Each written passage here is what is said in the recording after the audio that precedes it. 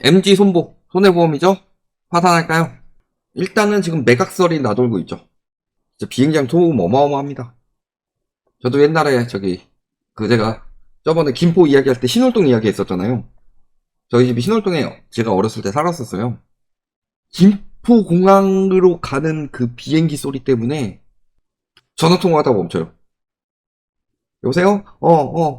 잠시만. 얘기해. 저희는 거기서도 이제 새 들어 살아가지고 피해 보상금도 못 받고.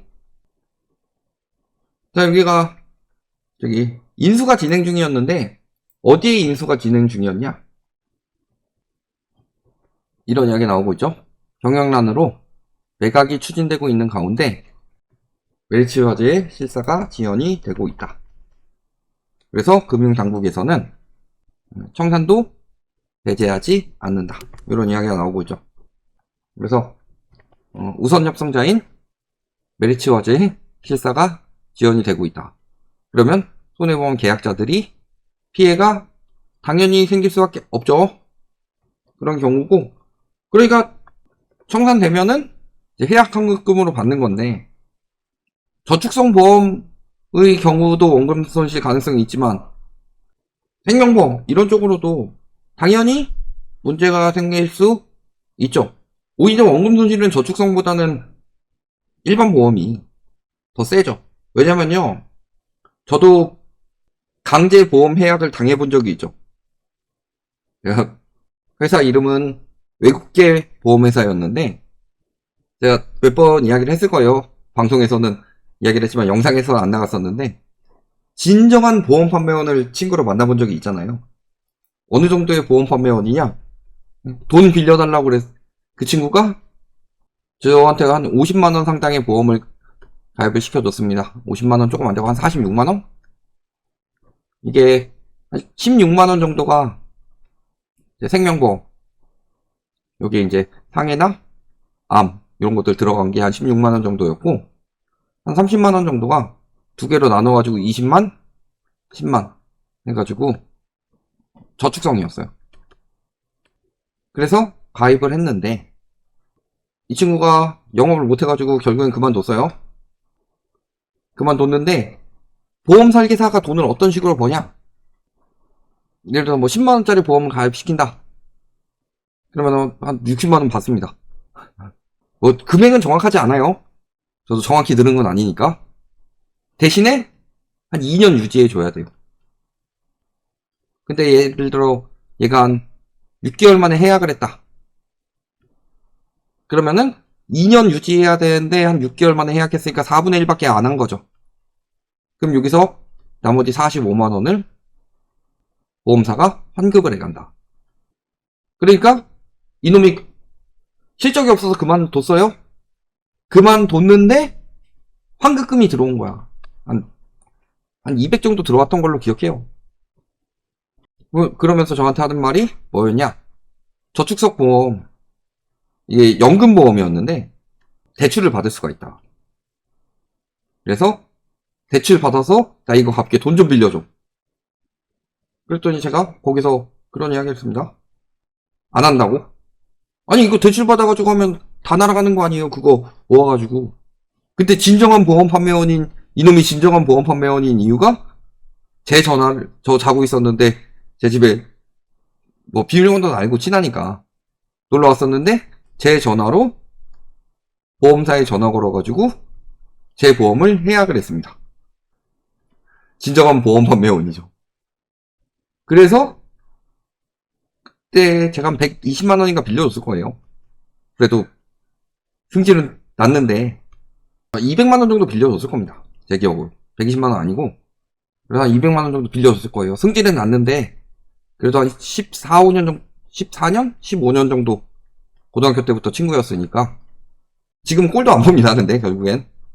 근데 제가 그때 한 부은 돈이 600만원이 넘어갈 거예요.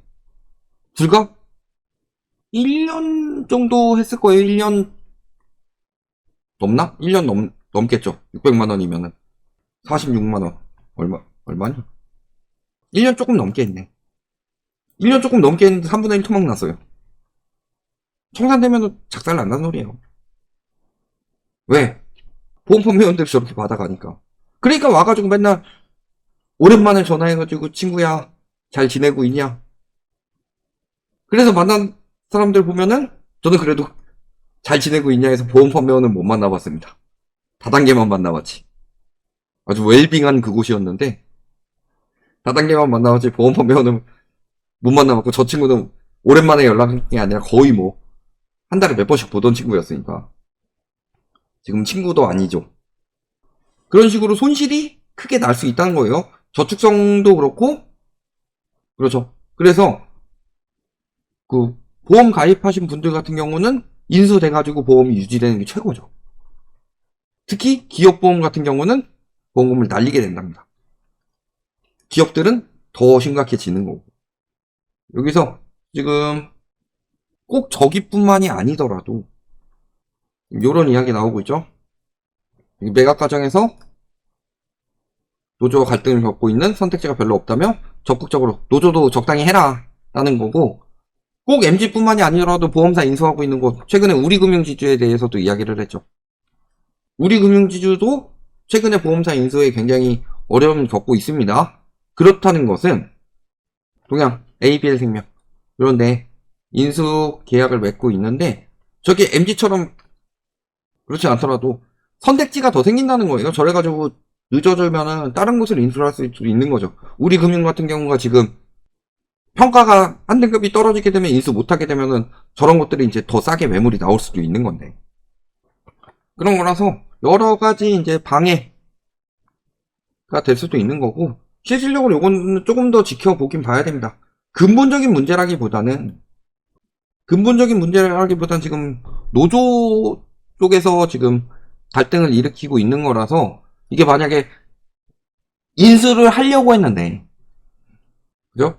MG손해보험을 인수를 하려고 했는데 여기 알고 보니까 뭐 적자를 엄청나게 숨겼다든지 횡령을 엄청나게 숨겼다든지 이런 인수하는 곳에서 봤을 때 굉장히 중대한 무언가가 있었다.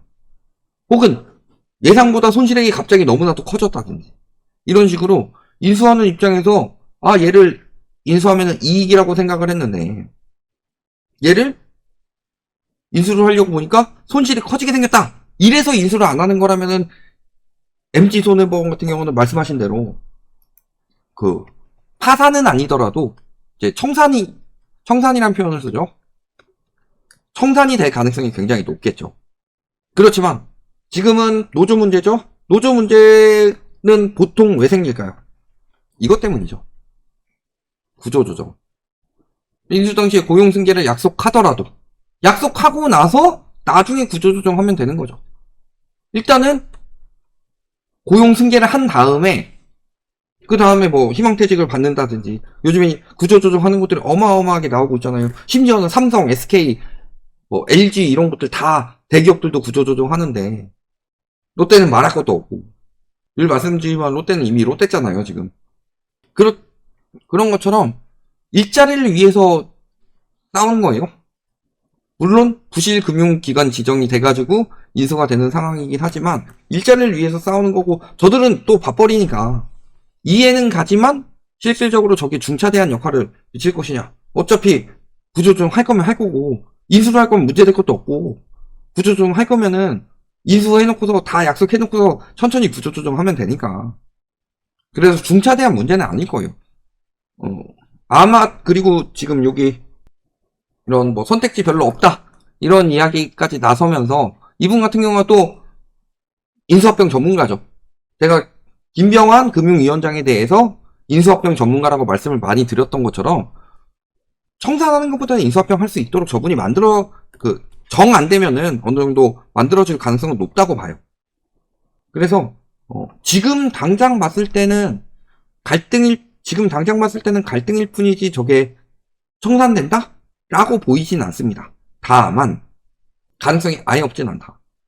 또 저런 것들 때문에 철수를 할 수도 있을 가능성은 있다. 가능성은 있지만 크진 않다. 제가 봤을 때는 그래도 인수될 가능성이 한 80%, 청산될 가능성이 한 20% 정도로 보고, 물론 늦어지긴 할 겁니다. 저것 때문에 많이 지연되긴 할 테지만 저것 때문에 청산 돼가지고 다 날아가는 건 아닐까라는 그런 거는 가능성이 높지 않고, 왜냐면은 저렇게 또 피해자들이 발생되게 되면요, 가뜩이나 지금 금융당국에 대해서 안 좋은 인식들이 많잖아요.